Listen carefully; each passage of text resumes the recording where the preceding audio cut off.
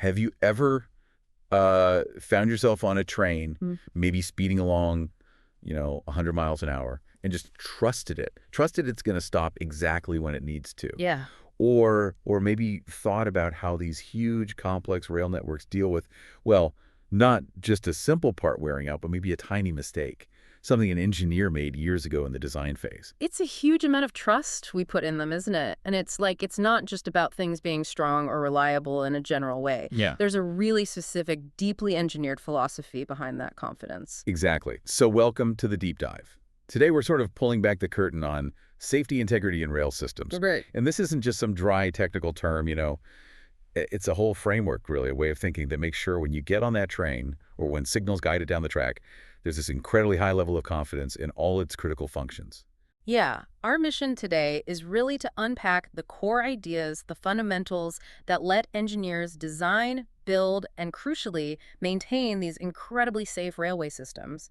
We're not just looking at what makes them safe, but really how that's achieved systematically, layer by layer, and why this specific approach is so vital for managing the risks involved. Because it's way more complicated than just making sure a bolt doesn't break, right? Yeah. Or a light doesn't burn out. There's this other side, just as important, maybe more so, guarding against those built-in flaws. The ones humans introduce subtle errors in design, manufacturing, software, even procedures. Spot on. So let's dive right in. The foundational idea, what exactly is safety integrity? Okay, good starting point. So when we talk about safety integrity, we're actually zooming in on a part of a broader idea called functional safety. Functional safety is essentially about making sure a system's control functions or its protective functions work the way they're supposed to stop dangerous things happening. Right, like a train's automatic braking system. Yeah. That's functional safety in action. Exactly. That's a classic example. So, if functional safety is about what needs to be safe, does safety integrity tell us how safe it needs to be? Is that the idea? That's it. Precisely. Safety integrity is the confidence, the level of confidence we have, that those safety functions won't fail in an unsafe way more often than a specified rate. Think of it as the degree of certainty that your safety net will actually catch you when you fall. It's related to reliability, sure, and availability, but here our laser focus is on preventing those hazardous failures, the ones that could cause accidents. Got it.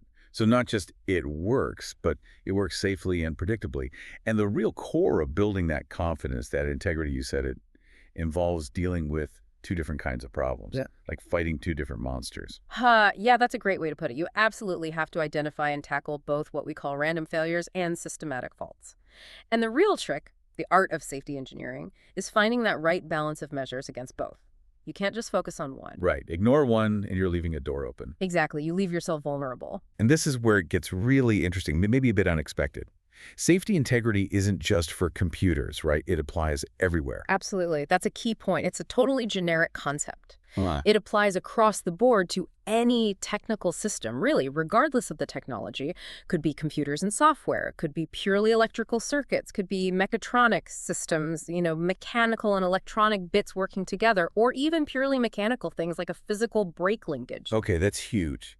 Because you hear integrity and often immediately think electronics. Right, and that's a common misunderstanding. The concept itself isn't tied only to electronics, even though, yeah, we talk about it a lot in that context now with digital controls everywhere.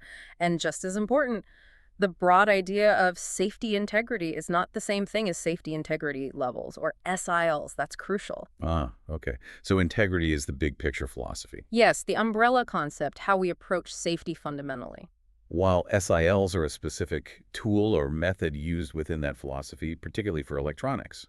Exactly. SILs are a specific, formal way to implement integrity with defined sets of measures, mainly for electronics. Okay, that clears things up. So it seems like the more complex a system gets and the higher the safety level we need, the more the focus shifts, right? Yeah. It's less about random breaks and more about hunting down those systematic faults, the human errors hiding in the design. You've got it. As systems get more intricate and safety demands increase, managing systematic faults becomes increasingly critical. It shows how far engineering has come, actually.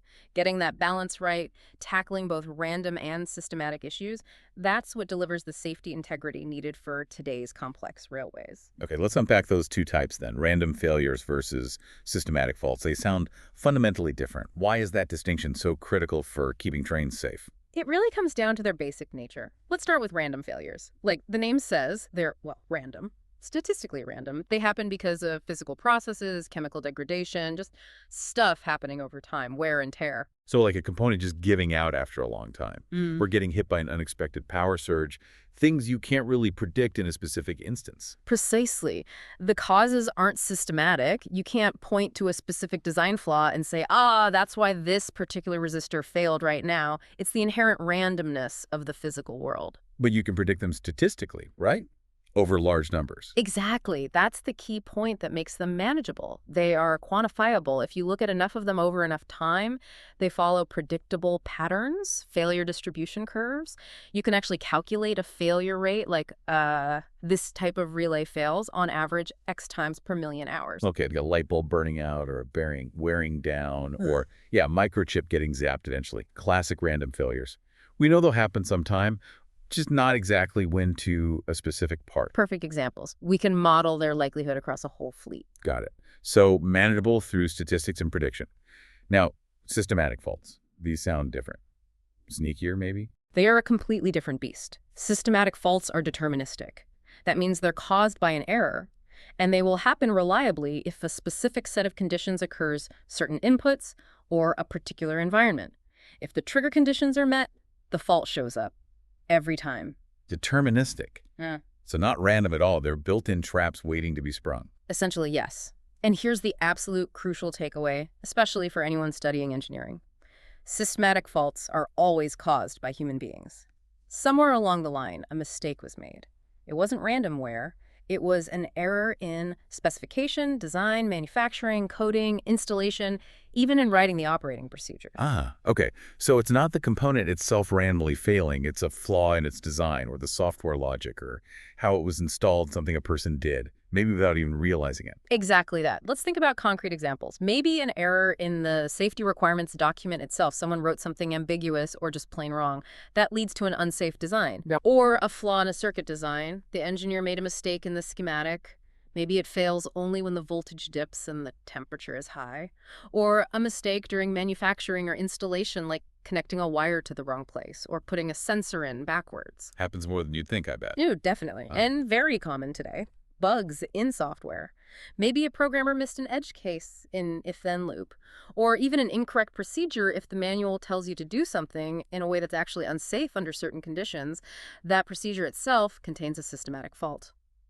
So if a train control system is supposed to stop at a red light, but under a very specific, rare combination of sensor readings, the code interprets it as go. That's systematic. A logic trap. Perfect. It's a slightly terrifying example. Yes. And here's why this matters so much now in the modern rail context.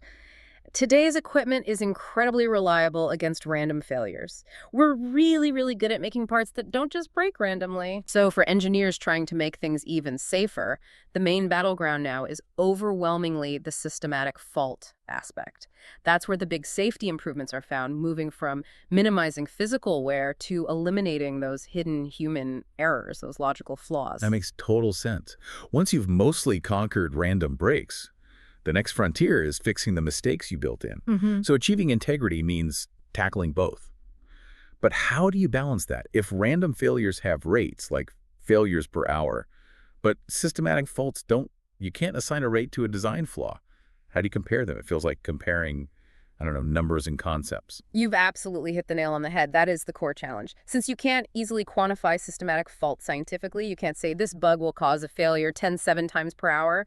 Like you can for a component wearing out, we use a different approach. It's about systematic prevention rather than statistical prediction. Okay, how does that work? We rely on expert consensus, industry standards. These define specific sets of measures, techniques, and processes. They're assigned to different categories or levels.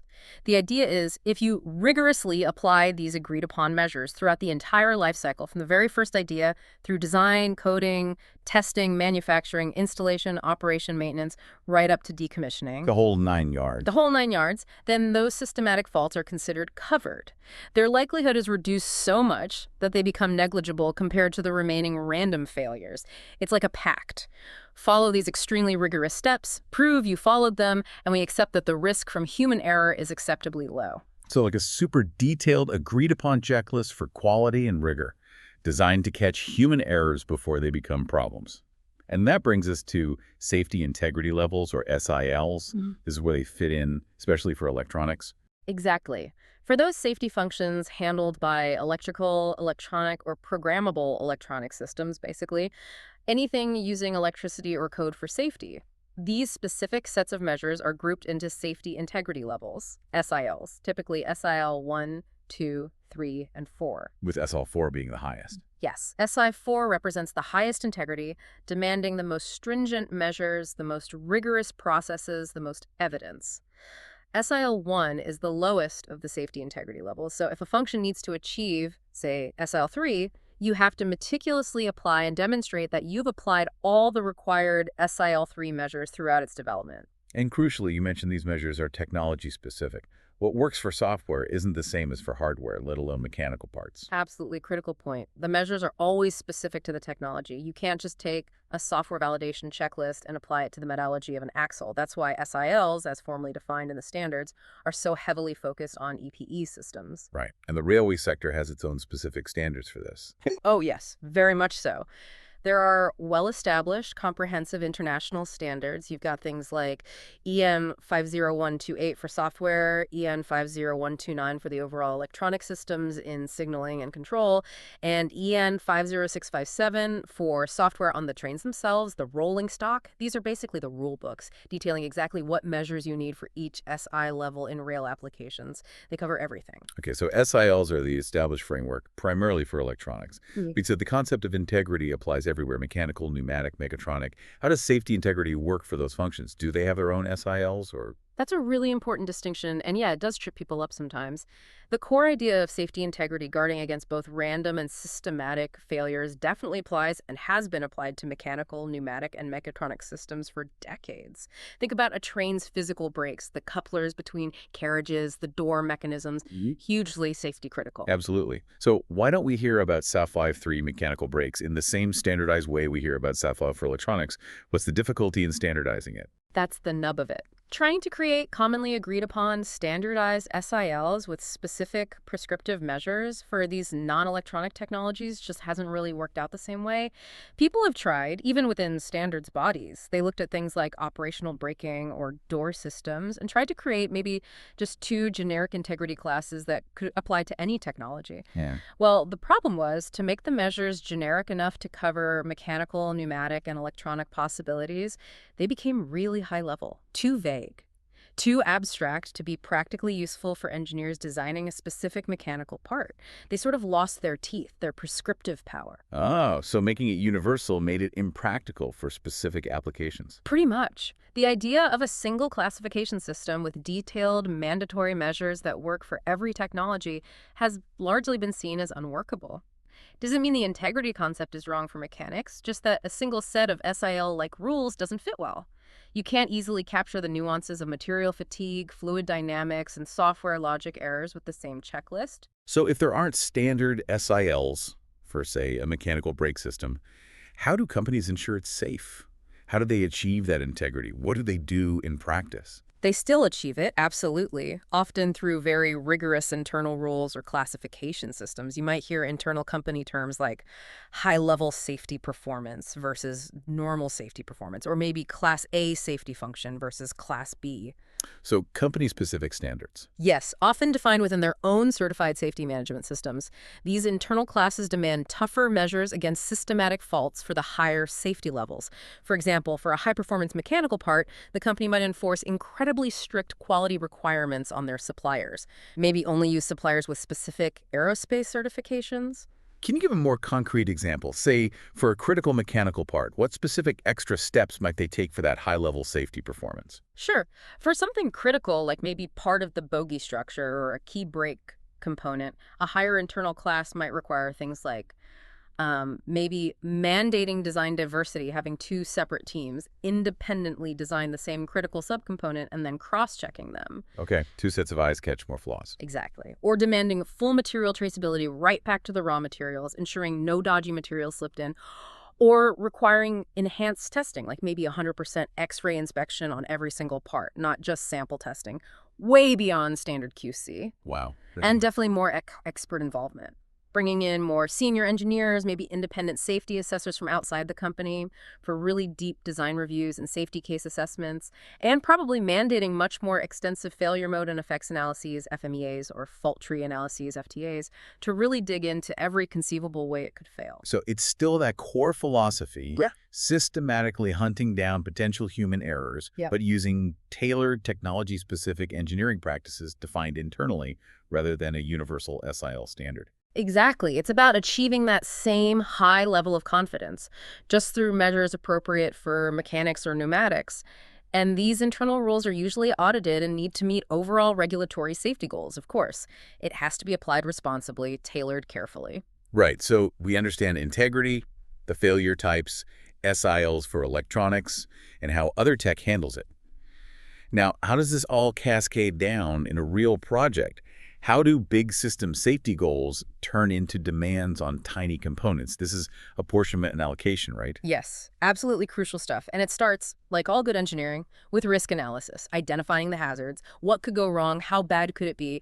You can't design for safety if you don't know what you're protecting against. Makes sense. Identify the threats first. Then, from those hazards, you derive your top-level safety requirements for the whole system. Big picture goals. The train must not derail due to signal failure. Passengers must be able to get out safely in a fire, things like that. And then you break those down. Precisely. Those high-level targets get systematically apportioned down, broken down, and allocated to functions at lower levels in the system hierarchy. It's like taking one huge safety goal and slicing it into smaller, specific, measurable tasks for subsystems modules all the way down to individual components. And if one of those lower-level functions uses electronics, bam, that's where an SIL gets assigned. That's the trigger point. When an electronic function is identified as needing to contribute to safety, a specific SIL gets allocated. Usually it's allocated to what's called the last independent function in the chain, the lowest point where a function can act on its own to ensure safety, like triggering the brakes. This allocation ensures that that function's slice of the overall safety pie is properly addressed using the required SIL measures from the standards. Okay, now you mentioned terms like tolerable hazard rate, THR, and tolerable functional unsafe failure rate, TFFR. They sound similar. Can you break down the difference clearly? Yes, vital distinction. Let's start with THR, tolerable hazard rate. That's a system-level requirement. It's the maximum acceptable frequency for a specific hazard to occur for the whole system. For instance, the THR for unintended train acceleration leading to collision might be set at, say, 10 to 9 per hour, one occurrence per billion hours. It's the overall system risk target for a particular bad outcome. Got it. Big picture system risk. Ugh. So what's TFFR then? TFFR, tolerable functional unsafe failure rate, is a component or subsystem level requirement. It's the maximum rate at which a specific function or component is allowed to fail in an unsafe way that contributes to that system level hazard. So a specific brake control module might have a TFFR of, say, 10 to 7 per hour. Its failure contributes to the overall system hazard, like loss of braking, which has the much stricter THR. Ah, okay. So the THR is the total acceptable risk budget for the whole system hazard, and the TFFRs are the small allowances given to each contributing part or function. The sum of the contributions, factoring in how they combine, must stay within the THR. Exactly. You've got it. A component can't have a THR itself. It has a TFFR because it's just one piece contributing to a potential system-level hazard. Knowing whether you're talking system, THR, or component function, TFFR, is absolutely critical in any safety analysis. Right. Context is everything. But what about complex situations? Real systems aren't always neat one-to-one links. Multiple functions might contribute to one hazard. How does the apportionment work then? Sounds like it could get messy. Oh, it definitely gets complex. Real-world rail systems are rarely simple chains. They usually have multiple functions, often interacting, all playing a role in preventing a single hazard. Think about preventing a collision. You've got signaling, train control, ATP-TATO, brakes, maybe track circuits, the driver, lots of layers. So how do you slice up that THR pie when so many things are involved? Carefully. The overall THR for the hazard has to be meticulously apportioned down to sub-hazards and then to the TFFRs of those last independent functions we talked about. Often this involves quantitative methods like fault tree analysis, mapping out all the combinations of failures that could lead to the top-level hazard. And when you do that, I guess you have to be super careful about common cause failures, where one problem takes out multiple independent systems at once. Huge issue. Absolutely critical. A common cause failure is the nightmare scenario. A single event, maybe a power spike, a flood, a specific software bug present in redundant channels, or even just a maintenance error wiping out multiple safety layers simultaneously. If your backups all fail due to the same root cause, your redundancy is worthless. Yeah, that defeats the whole purpose. So a massive part of safe design is actively looking for and designing against potential common cause failures. Using diversity is key, different technologies, different design teams, physical separation, different suppliers, anything to avoid putting all your eggs in one vulnerable basket. Makes sense. Build in resilience against shared weaknesses. What about components doing multiple jobs? Good point. If one component, say a central processing unit, handles tasks for several different functions, maybe braking, high safety need, and passenger information displays, lower safety need, it must be designed and built to meet the safety requirements of the most demanding function it performs. So you design to the highest standard needed. Always. You design for the worst case requirement. The less demanding functions are then automatically covered because the component is built to a higher integrity level anyway. You wouldn't build the core processor to only meet the needs of the display system if it's also controlling the brakes. Right. And this leads us to some really crucial restrictions on SILs. Things people, especially maybe students or new engineers, really need to get right. Yes, absolutely. This is where misapplication happens frequently and causes real problems. The standards are crystal clear. SILs are only for functional safety related to electrical, electronic, or programmable electronic EEPE systems. Full stop. Not for anything else. They should not be used for non-functional safety requirements, and they cannot be assigned to purely mechanical or electromechanical equipment in the same way they are for electronics. If a standard says SILs aren't applicable to mechanical parts, it means just that. The detailed measures in SI standards, the software verification techniques, the hardware fault detection methods, they're designed for electronics failure modes like code bugs or chip failures, not for predicting metal fatigue. Okay, that perfectly sets up our last main point. Avoiding the pitfalls. The common ways people misuse SILs. What are the big mistakes you see people making? Right, let's tackle these head on. The first and probably most common one is misconception one, trying to apply SILs to non-electronic systems. You might see a requirement in a tender document that says something like, the windscreen wiper system must be SIL2. But wipers are mostly mechanical, right? Motors, linkages, blades. Exactly. Now, are wipers important for safety? Absolutely, especially in bad weather for visibility. But demanding an SIL2 wiper is fundamentally meaningless. It's impossible to truly fulfill because the SIL measures the specific software checks, hardware fault tolerance architectures, EMC testing protocols. They just don't apply to motors and metal arms and rubber blades. So you can't verify it against the SIL standard. You can't. The requirement doesn't make technical sense. It usually comes from someone misunderstanding SILs and just wanting high safety. It causes huge confusion between customers and suppliers if it's not caught early. It needs clarification immediately. So the right response isn't to try and make it fit SIL2, but to ask, okay, what actual safety performance are you looking for from this mechanical system? How fast should it clear the screen? How long should it last? What environmental conditions must it withstand? Precisely. Reframe it in terms of tangible, verifiable mechanical performance and reliability requirements relevant to its safety role. Okay, second big one. Misconception 2. Confusing SIL with non-functional safety requirements.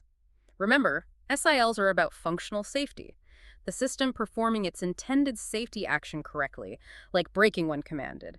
They cannot and should not be applied to things like preventing sharp edges on a door panel or ensuring cables aren't trip hazards. Yeah, that's just basic product safety or ergonomic design, not the integrity of an active safety function. Exactly. Those kinds of hazards are critical to address, obviously, but they're covered by different standards, general product safety rules, quality management, maybe specific ergonomic guidelines, or just agreements between the parties involved.